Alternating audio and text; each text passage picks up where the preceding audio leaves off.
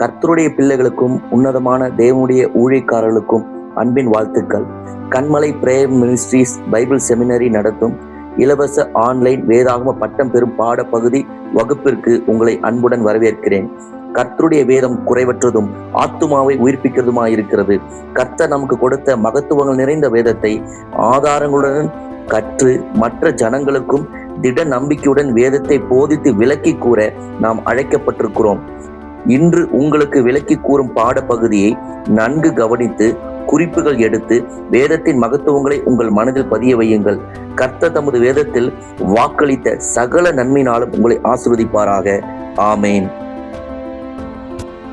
கிறிஸ்துவுக்குள் பிரியமானவர்களே, கர்த்தருடைய வேதம் குறைவற்றதும் ஆத்மாவை உயிர்ப்பிக்கிறதுமாய் இருக்கிறது. கர்த்தருடைய வார்த்தை நமக்கு பலன் கொடுக்கும்படிக்கு, பரிசுத்தம் கொடுக்கும்படிக்கு, ஆசீர்வாதத்தை கொடுக்கும்படிக்கு உருவாக்கப்பட்டதாய் இருக்கிறது. இந்த தேவனுடைய வார்த்தையில நாம் இப்பொழுதும் இந்த வேதாமா கல்லூரி பாடத்திட்டத்துல முதலாவது படைப்பை குறித்து நாம் கண்டு வருகிறோம். இந்த படைப்பை குறித்தான காரியத்துல அநேக ரகசியங்களை, அநேக மகத்துவங்களை நீங்கள் கடந்த காணொளிகளில் நீங்கள் பார்த்திருப்பீர்கள். இதில் மிக முக்கியமாக வேதத்தில் ஒரு காரியம் சொல்லப்பட்டிருக்கிறது. ஆதியாகமம் 2ஆம் அதிகாரம் 8ஆம் வசனத்திலிருந்து, தேவனாகிய கர்த்தர் கிழக்கே ஏதேன் என்னும் ஒரு தோட்டத்தை உண்டாக்கி தாம் உருவாக்கின மனுஷனை அதிலே வைத்தார். ஒரு ஏதேன் தோட்டத்தை கர்த்தர் உருவாக்கி அதுல மனுஷனை வைத்தார். அதை தொடர்ந்து மனுஷன் செய்த காரியங்கள், சந்ததி செய்த காரியங்கள் எல்லாவற்றையும் நீங்கள் பார்த்திருப்பீர்கள். இது எல்லாம் சரித்திர ஆதாரமாக வசனங்களாக எழுதி கொடுக்கப்பட்டிருக்கிறது. நாம் தியானிக்கிறோம். இதில் மிக முக்கியமாக இந்த தோட்டம் நிஜமாகவே உண்டாக்கப்பட்டது. இந்த தோட்டம் தேவனால உருவாக்கப்பட்ட ஸ்தலம். தேவன் காண்பிக்கும்படியாக தான் அதில் ஒரு குறிப்பை வைத்திருக்கிறார் இந்த தோட்டத்தை குறித்து.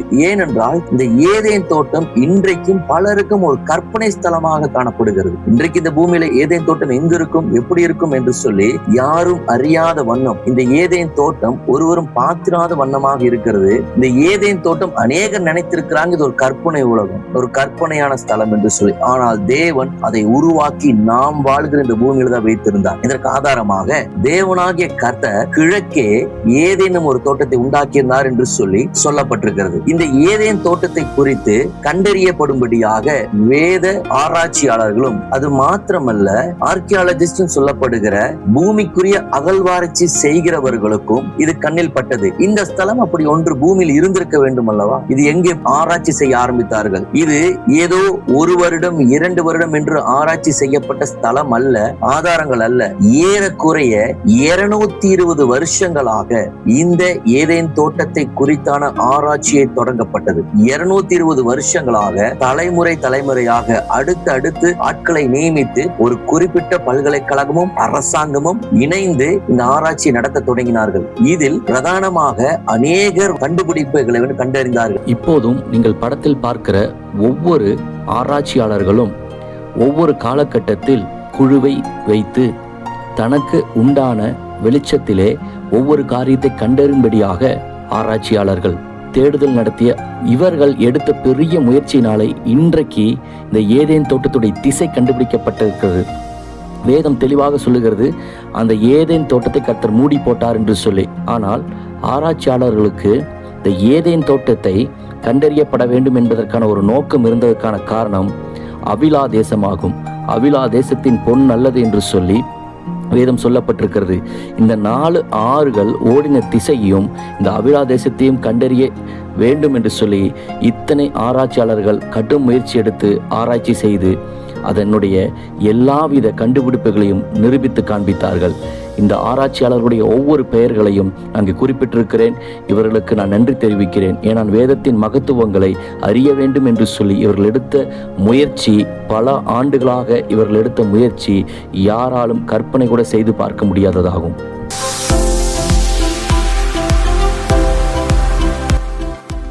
ஒரு விசை இந்த 4 நதிகளுடைய பெயரை நாம் முன்பதாக பார்த்து விடலாம். அதே 2ஆம் அதிகாரம் 11ஆம் வசனத்துல 1ஆம் ஆற்றுக்கு பைசோன் என்று பெயர். அது அவிலா தேசம் முழுவதையும் சுற்றி ஓடும். அவ்விடத்திலே பொன் விளையும், பொன் அதிகமாக கிடைக்கும் என்று சொல்லி வேத வசனமே சொல்லுகிறது. குறித்து வைத்துக் கொள்ளுங்கள். அடுத்து 2ஆம் ஆற்றுக்கு கீகோன் என்று பெயர். அது எத்தியோப்பியா தேசம் முழுவதும் சுற்றி ஓடும். இந்த கீகோன் ஆறு எங்கு சுற்றி ஓடுமாம்? அப்படியே பாய்ந்து சென்று ஏதேனிலிருந்து திசையாக பாய்ந்து சென்று எத்தியோப்பியா திசை வரைக்கும் ஓடும் என்று சொல்லி சொல்லப்பட்டிருக்கிறது. குறித்து வைத்துக் கொள்ளுங்கள். மூன்றாவது ஆற்றுக்கு பேர் இதக்கேல் என்று தமிழ் வேதாமத்தில் சொல்லப்பட்டிருக்கிறது. இது அசிரியாவுக்கு கிழக்கே ஓடும், சரியாக திசை காண்பிக்கும்படிக்கு. ஏனென்றால் எதிர்காலத்தில் இந்த ஆறு மறைந்து போகக்கூடும் என்று சொல்லி தேவன் முன்னறிந்திருந்தார். அதனால் இது திசை நாம் குழம்பிவிடக் கூடாது என்று சொல்லி அசிரியாவுக்கு கிழக்கே ஓடும் என்று சொல்லி சொல்லப்பட்டிருக்கிறது. 4ஆம் ஆற்றுக்கு ஐபிராத்து என்று பெயர். இது ஒரே வார்த்தையில் சொல்லப்பட்டிருக்கிறது. ஏனென்றால் இந்த ஐபிராத்து நதி இன்றைக்கு வரைக்கும் பூமியில ஓடிக்கொண்டிருக்கிறது. அது எப்பொழுதும் காணப்படும் என்று சொல்லி கர்த்தருக்கு தெரியும். அதனால் 4ஆம் ஆற்று ஐபிராத்து நதி என்று பெயர் என்று சொல்லி அவர் குறித்து வைத்து விட்டார். இந்த 4 ஆறுகளுடைய பெயரை குறித்து வைத்துக் கொள்ளுங்கள். இந்த 4 ஆறுகள் படைப்புகளை குறித்து இன்று வரைக்கும் அநேக வேதத்தை படிக்கிறவர்களுக்கு இது ஒரு கற்பனை, ஒரு வசனமாகவே தோன்றும். ஆனால் தேவன் படைத்த மகத்துவங்களில் இதுவும் ஒன்று. இந்த 4 ஆறுகளை நாம் படிக்கும் பொழுது, கண்டறியும் பொழுது, பொன் விளையிற தேசம் எங்க இருக்கிறது என்று சொல்லி நாம் காண முடியும். ஏதேன் தோட்டம் எங்கு இருந்திருக்கிறது என்று சொல்லி காண முடியும். வேதம் ஒருபோதும் தவறான காரியத்தையோ இல்லாத காரியத்தையோ சொல்லாது. வேதம் சத்தியம். அந்த வேதத்தை நீங்கள் ஆராயும் பொழுது அநேக ரகசியங்களை நாம் கற்றுக்கொள்ள முடியும். கிறிஸ்துவுக்குள் பிரியமானவர்களே, இப்பொழுதும் நாம் இந்த 4 ஆறை குறித்து ஆராய்ச்சி செய்ய துவங்குவதற்கு முன்பதாக உங்களுக்கு புரிந்து கொள்ளும் வகையில எல்லோருக்கும் ஒரு பெரிய கேள்வி இருக்கும். நாம் வாழ்கிற இந்தியா, அதை தொடர்ந்து இருக்கிற உலக வரைபடத்துல இப்பொழுது நம்ம பார்க்க போகிற இடம் எங்கு உள்ளது என்று சொல்லி திடீரென்று அந்த தேசத்தை நாம் தியானிக்க ஆரம்பிக்கும் பொழுது, அந்த தேசத்தை குறித்து எந்த விதமான தெளிவும் இல்லாதிருந்த பொழுது நாம் ஒரு வரைபடத்தை நேரடியாக காண்பித்து அதை விளக்கி கூறினால் யாருக்கும் புரியாது. எனவே உங்களுக்கு விளக்கி கூறும் வகையில இப்பொழுதும் எளிதாக இதோ இந்திய வரைபடம் உள்ளது. இந்தியாவிலிருந்து நேராக எகிப்துக்கு ஒரு நேர்கோடிட்டு காட்டுகிறேன். அங்கிருந்து சீரியா இருந்த திசை, அசீரியா இருந்த திசை, அந்த திசை எதை குறிக்கிறது என்றால் இந்த 2 தேசத்துக்கு நடுவாக தான் அவிலா தேசம், அதாவது நதி, முதலாவது நதி பாய்ந்து ஓடிய அந்த தேசம் இருக்கிறது. அங்கிருந்து தான் ஆராய்ச்சியாளர்கள் அப்படியே பிடித்துக் கொண்டு பின்னோக்கி தெற்கு நோக்கி வந்து அந்த 4 ஆறு பிரிந்ததை கண்டறிந்தார்கள். நீங்கள் பார்க்கும் பொழுது மேலாக வடக்கு நோக்கி திசையில 2 ஆறுகள் பிரிந்திருக்கும். அது இன்றைக்கும் இருக்கிறது. எப்பிராத்து ஆறு இன்றைக்கும் இருக்கிறது, டைகிரஸ் ஆறு இன்றைக்கும் இருக்கிறது. அந்த ஆறை வைத்துதான் இவர்கள் அதை தொடர்ந்து வந்து பல ஆயிரக்கணக்கான கிலோமீட்டர் தொடர்ந்து வந்து இப்பொழுது இருக்கிற இந்த 4 ஆறினுடைய திசையை கண்டுபிடித்தார்கள். எனவே உங்களுக்கு விளக்கி கூறும் வகையில இந்தியாவிலிருந்து இப்பொழுது நம்ம பார்க்க போகிற இடம் எங்க பார்க்க போகிறோம் என்பதை தெளிவாக காண்பித்திருக்கிறேன். இந்த குறித்து வைத்து அதை தியானிக்கும் பொழுது பிரயோஜனமா இருக்கும். இந்தியாவிலிருந்து நாம் எங்கு பார்க்கிறோம் என்று சொல்லி நாம் தெளிவாக இந்த வரைபடத்தில் உங்களுக்கு காண்பித்துள்ளேன். இப்பொழுதும் இந்த 4 ஆறை குறித்து நாம் தியானிப்போம். ஆர்கியாலஜிஸ்ட், புவியியல் ஆராய்ச்சியாளர்களுக்கு இது எங்கிருந்து துவங்க வேண்டும் என்று சொல்லி ஒரு பெரிய தயக்கம் இருந்தது. இது எந்த திசையில இந்த ஆறுகள் ஓட துவங்கி இருக்கும். பல தேசங்களில் ஆறுகள் இருக்கிறது. இந்தியாவில் ஆறுகள் இருக்கிறது, சைனாவில் ஆறுகள் இருக்கிறது, ரஷ்யா போன்ற நாடுகளில் ஆறுகள் இருக்கிறது. இது எங்கிருந்து துவங்க வேண்டும், இந்த திசை எங்கிருந்து நாம் பார்க்க வேண்டும் என்று சொல்லி ஆர்கியாலஜிஸ்ட் அவர்கள் மிகுந்த பிரயாசத்துடன் தேடின பொழுது வேதத்திலேயே அதுக்கு பதில் கிடைக்குது. ஆதியாகமம் 25ஆம் அதிகாரம் 18ஆம் வசனத்துல அவிலா துவங்கி எகிப்துக்கு எதிராக அசிரியாவுக்கு போகிற வழியில் இருக்கும் சூர் மட்டும் வாசம் பண்ணினார்கள் என்று சொல்லி, அதாவது இந்த அவிலா தேசத்தை கண்டறிய வேண்டுமானால் எகிப்திலிருந்து அசிரியாவுக்கு, அதாவது எகிப்திலிருந்து எதிராக நேர் எதிராக இருக்கிற அசிரியாவுக்கு நடுவாக தான் இந்த அவிலா இருக்கும் என்று சொல்லி வேதத்துல சொல்லப்பட்டிருக்கிறது. எகிப்து எங்க இருக்கிறது என்று சொல்லி எல்லாருக்கும் எளிமையாக தெரியும். பழைய அசிரியா தேசம் எங்க இருக்கிறது என்று சொல்லி எல்லாருக்கும் பழைய அசிரியா தேசம் எங்க இருக்கிறது என்று சொல்லி ஆர்கியாலஜிஸ்ட் தெரியும். அப்போ இதுக்கு நடுவாக தான் இருக்க வேண்டும் என்று சொல்லி எளிய முறையில கண்டறிந்தார்கள். வேதத்தை காணும் பொழுது இந்த அவிலா தேசம் எங்கு உள்ளதோ அங்கு இந்த நதிகள் பாயக்கூடிய வழித்தடம் இருக்கும் என்று சொல்லி கண்டறியப்பட்டது. அது எங்க இருக்கும் என்று சொல்லி தேட துவங்கும் பொழுது எகிப்திலிருந்து நேர் எதிராக அசிரியாவுக்கு போகிற நடு வழியில தான் இருக்கிறது என்று சொல்லி ஆர்கியாலஜிஸ்ட் கண்டறிந்தார்கள். இப்பொழுதும் நீங்க பார்க்கிற படத்துல 2 இடத்துல ஏதேன் என்று குறிப்பிடப்பட்டிருக்கும். ஆராய்ச்சியாளர்கள் முதல்ல துவங்கியது அரராத் மவுண்ட் என்று சொல்லப்படுகிற மலைப்பகுதிகளில் இருந்து புறப்பட்டு வரும் நதியை இதுதான் ஏதேன் நதி என்று சொல்லி, இதுதான் ஏதேனுக்கு நேராக பாய்ந்தோடுகிற நதி என்று சொல்லி அவங்க வடக்கே இருந்து வரக்கூடிய இந்த நதியில நேரு சென்று ஆராய்ச்சியை தொடங்கினார்கள். ஆனால் அது 2 வகையாக மட்டுமே பிரிகிறது என்று சொல்லி கண்டறிந்த பின்பு அதற்கு நேர் அதே வழியில் வந்து தெற்கு, அதாவது தெற்கு பகுதியில் இருக்கிற அந்த நதியினுடைய படிமத்தை கண்டு மிகுந்து ஆச்சரியப்பட்டார்கள். இந்த தெற்கு பகுதியில வருகிற இந்த நதியினுடைய படிவங்கள் 4ஆக பிரிகிறதை கண்டறிந்தார்கள். நீங்கள் மேலே அரராத் மலை என்று சொல்லப்பட்ட அங்கிருந்து புறப்பட்டு வருகிற அந்த வடக்கே இருந்து புறப்பட்டு வருகிற நதியை பார்த்தீர்கள். இன்றைக்கு குறித்து சொல்லப்பட்ட அது துருக்கி அர்மேனியா தேசத்தினுடைய மலைப்பகுதியாகும். அந்த தேசத்திலிருந்து வருகிற நதி அது ஏதேனிலிருந்து தொடங்கி வரவில்லை என்று சொல்லி 2 வகையாக மட்டுமே பிரிகிறது. நாம் காண வேண்டியது 4 நதிகள் பிரிய வேண்டும் என்று சொல்லி, இந்த 4 நதிகள் எங்கே பிரியக்கூடுமோ என்று சொல்லி ஆர்கியாலஜிஸ்ட் அந்த துருக்கி அர்மேனியிலிருந்து திரும்ப வந்து அந்த நதி ஓடுகிற பாய்ந்து போகிற வழியாகவே தொடர்ந்து வந்தார்கள். ஆராய்ச்சியாளர்களுக்கு பெரிய சவாலாக இருந்தது. இந்த நதி தொடர்ந்து ஆயிரக்கணக்கான கிலோமீட்டர் 2 நதியாக மட்டுமே ஓடிக்கொண்டிருந்தது. ஆனால் இதை ஆராய்ச்சி செய்கிறவர் தீர்மானமாயிருந்தால் இது ஒரு இடத்தில் நிச்சயமாக 4ஆக பிரியும், அதுவே ஏதேன் தோட்டத்தினுடைய துவக்கமாக இருக்கும் என்று சொல்லி அந்த 4ஆக பிரிகிற இடத்தை தேடி ஆயிரக்கணக்கான தூரங்கள், கிலோமீட்டர் தூரங்கள் அவர் பயணித்துக் கொண்டே வந்திருந்தார். வேதம் சொல்லி இருக்கிறபடி சரியாக எகிப்துக்கு நேர் திசையாக இப்பொழுது இருக்கிற சதன் ஈராக் என்று சொல்லப்படுகிற தேசத்தின் அருகாமையில 3 நதிகளாக பிரிகிறதை கண்டறிந்தார்கள். சரியாக எகிப்துக்கு நேர் எதிராக வேதம் துல்லியமாய் சொல்லப்பட்டிருக்கிறது. ஆதியாகமம் 25:18 சொல்லப்பட்டபடி நேர் எதிராக எகிப்துக்கு இப்பொழுது சொல்லப்பட்டிருக்கிற சதன் ஈராக் என்று சொல்லப்படுகிற இடத்துல 3 நதிகளாக அது பிரிந்திருக்கிறதை, ஒரு நதி 3ஆவதாக இப்பொழுது கண்டுபிடிக்கப்பட்ட நதி மலைகளுக்குள்ளாக ஓடுகிறதை அவர்கள் கண்டறிந்தார்கள். நீங்கள் படத்தில் பார்க்கிற இந்த நதிதான் 2 நதிகளாக ஓடி வருகிற நதி. டைகிரஸ் என்று சொல்லப்படுகிற, ஐப்ராத் என்று சொல்லப்படுகிற 2 நதிகளாக வந்து இணைகிற ஸ்தலம்.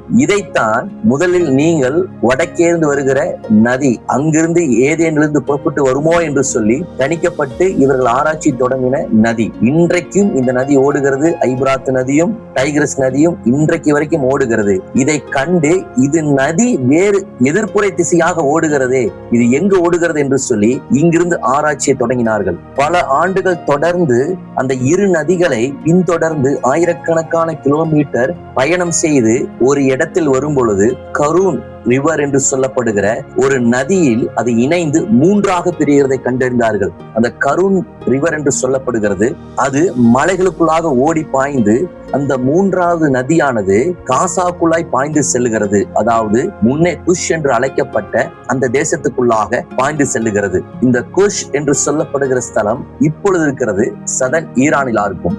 ஈரான் பகுதியில் இருக்கிற இந்த இடத்தில்தான் இந்த நதியானது, அதாவது அந்த 2 நதி பாய்ந்து வந்து ஒரு இடத்தில் 3ஆக பிரிகிறதை அவங்க கண்டறிந்தார்கள். அது இப்பொழுது இருக்கிற ஈரான் பகுதிக்குள்ளாக ஓடுகிறதா இருக்கிறது.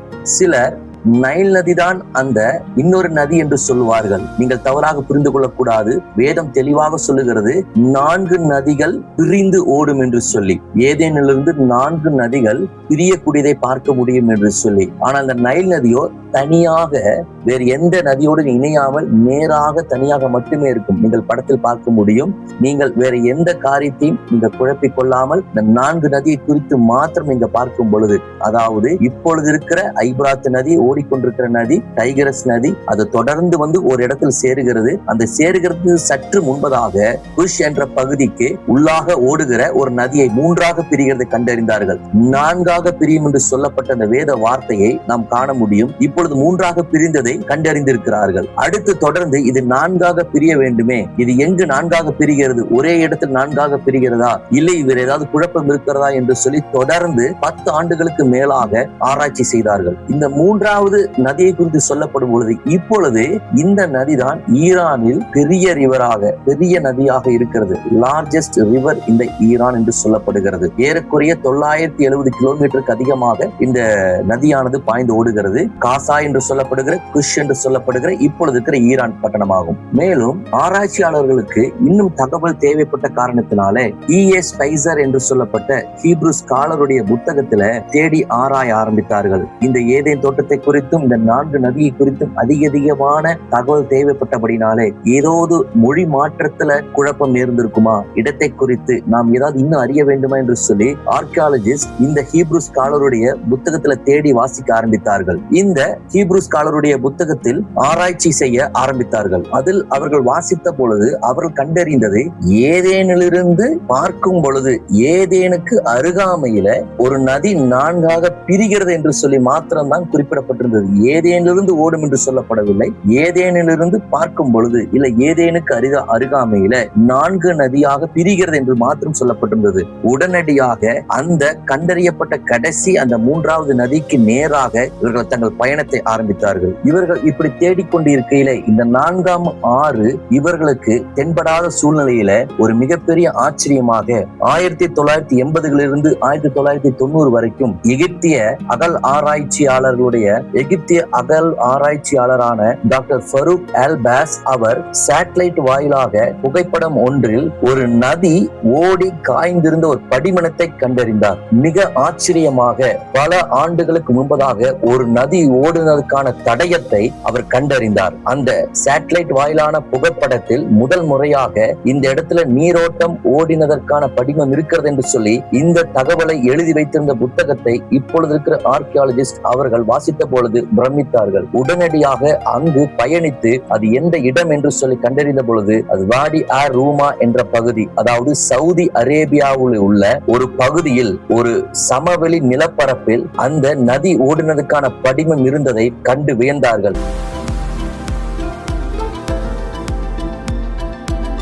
அந்த நதி எந்த தேசத்திலிருந்து புறப்பட்டு வருகிறது என்றால் அவர்கள் எகிப்திலிருந்து சீரியாவை நோக்கி இருக்கிற திசையில் போகும் பொழுது அவர்களுக்கு ஒரு இடம் தென்பட்டது. ஹிஜாஸ் மவுண்டன் என்று சொல்லப்பட்டுகிற பகுதி. இந்த ஹிஜாஸ் மவுண்டன் எகிப்திலிருந்து மிக அருகாமையில் இருக்கும். இது சீரியா திசையை நோக்கின ஒரு ஸ்தலமாக இருக்கும். இந்த ஹிஜாஸ் மவுண்டன், அதாவது இந்த மலை பிரதேசமானது இந்த இடத்தை தாண்டிதான் சவுதி அரேபியாவுக்கு செல்ல வேண்டும். இந்த மலைப்பகுதியில் இவர்கள் கண்டறியப்பட்ட அந்த பாறைகளையும் அந்த கற்களையும் இவர்கள் குறித்து வைத்துக் கொண்டார்கள். அதோடைய நிறத்தை குறித்து, அதோடைய தரத்தை குறித்து, இது என்ன வகையான கற்களுடைய இது மலைப்பகுதியா இருக்கிறது என்று சொல்லி அவர்கள் குறித்து வைத்துக் கொண்டு பின்பு சவுதி அரேபியாவிற்கு இவர்கள் பயணமாக சென்றார்கள். இதில் ஆச்சரியம் என்னவென்றால் எல்லா மலைப்பகுதியும் அதாவது நிலப்பரப்பில் இருந்து எதிராக மேல் நோக்கி பார்த்தவாறு தான் இருக்கும். ஆனால் இந்த ஹிஜாஸ் மலைப்பகுதியோ அதாவது மலைப்பகுதி தான், ஆனால் இது தாழ்வான திசையை நோக்கி பார்த்தது போல, அதாவது ஒரு மேட்டிலிருந்து ஒரு சரிவான மலைப்பகுதி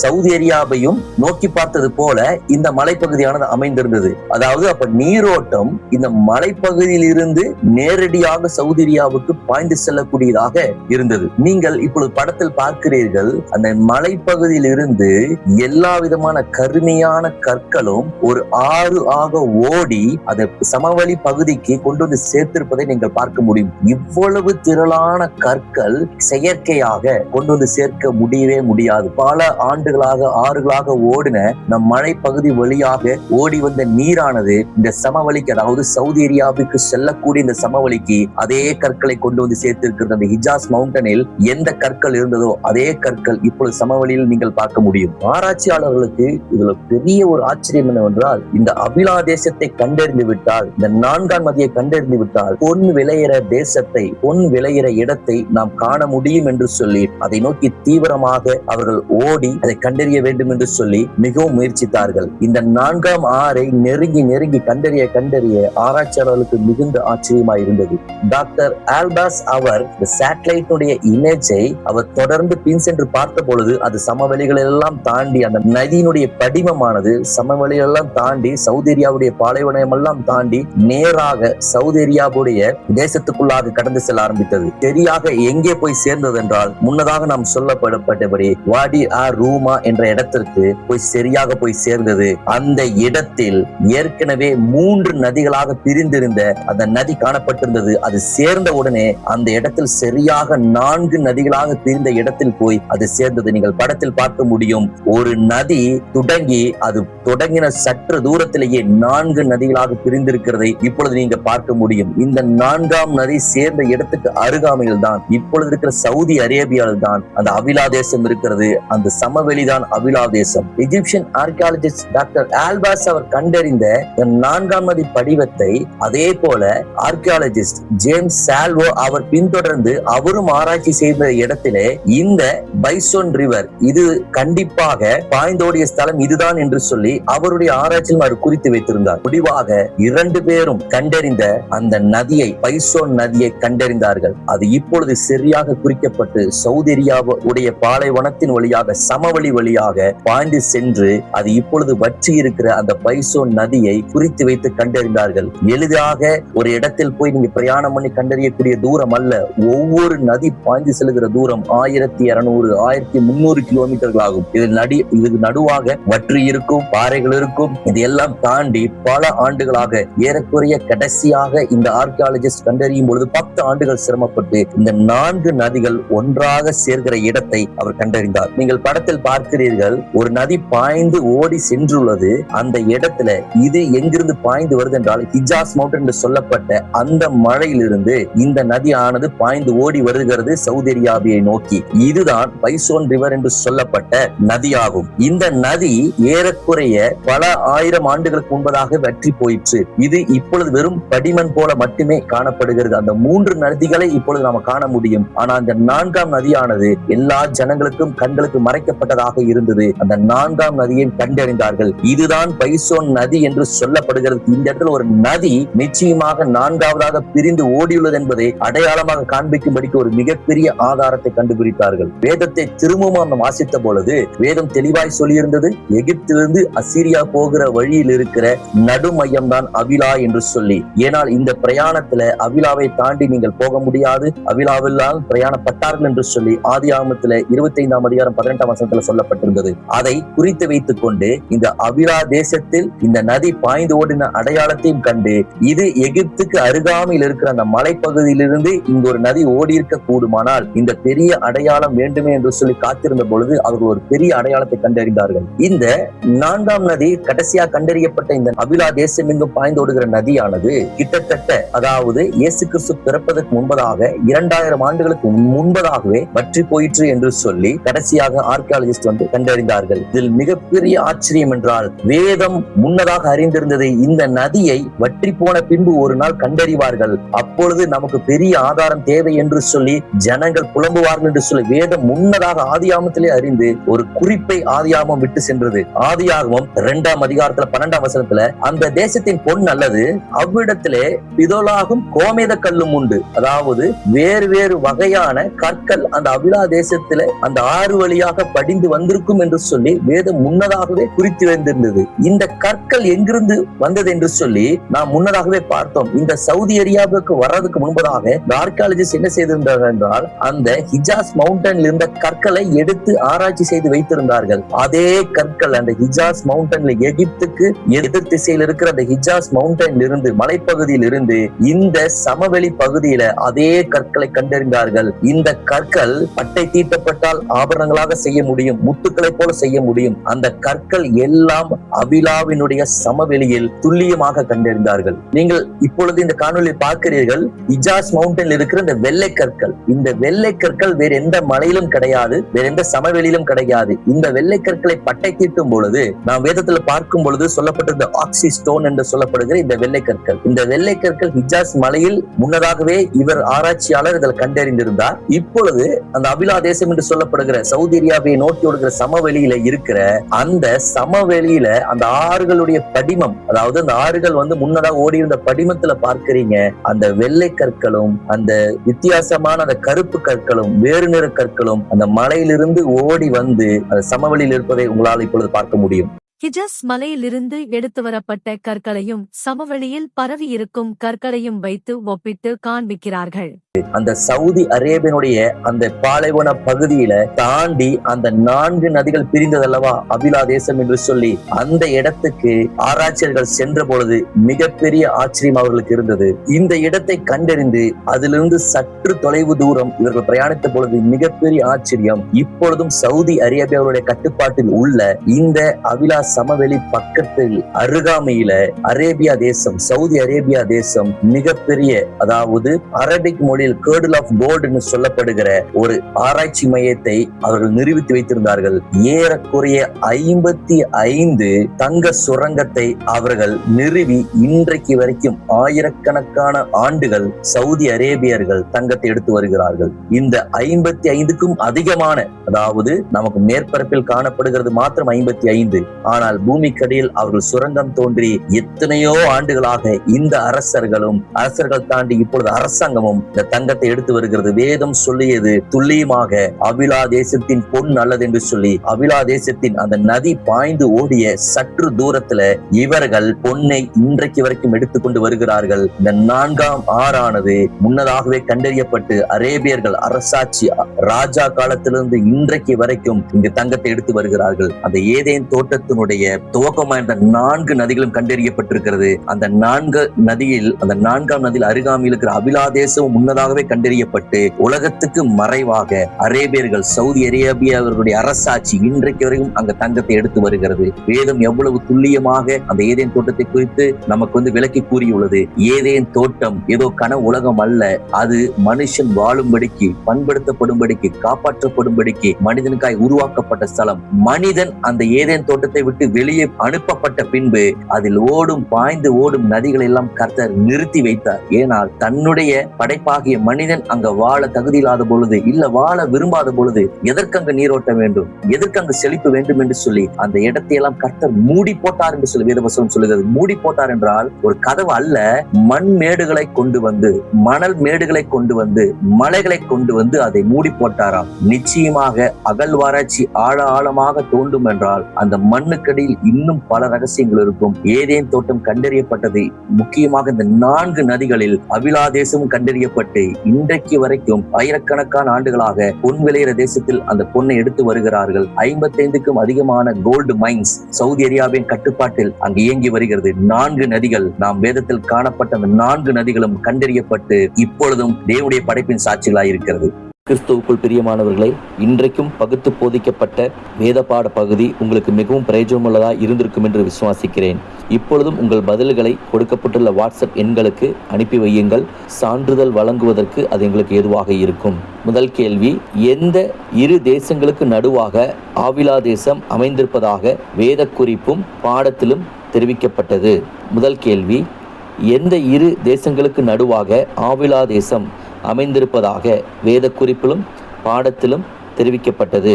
இரண்டாவது கேள்வி, எந்த மலையிலிருந்து கற்கள் அடித்து வரப்பட்டு அவிலா தேசத்தின் நிலப்பரப்பிலும் சவுதி அரேபியா வரைக்கும் பரம்பியிருந்தது?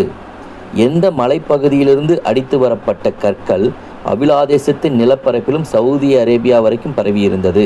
மூன்றாம் கேள்வி, சமீபத்தில் கண்டுபிடிக்கப்பட்ட கரூன் என்றும் முன்னதாக குஷ் என்று அழைக்கப்பட்ட மலைப்பகுதியில் ஓடும் ஆற்றின் பெயர் என்ன? சமீபத்தில் கண்டுபிடிக்கப்பட்ட கரூன் என்றும் முன்னதாக குஷ் என்றும் அழைக்கப்பட்ட மலைப்பகுதியில் ஓடும் ஆற்றின் பெயர் என்ன? இந்த கேள்விகளுக்கு கொடுக்கப்பட்டுள்ள வாட்ஸ்அப் எண்ணிற்கு உங்கள் பதில்களை அனுப்புங்கள்.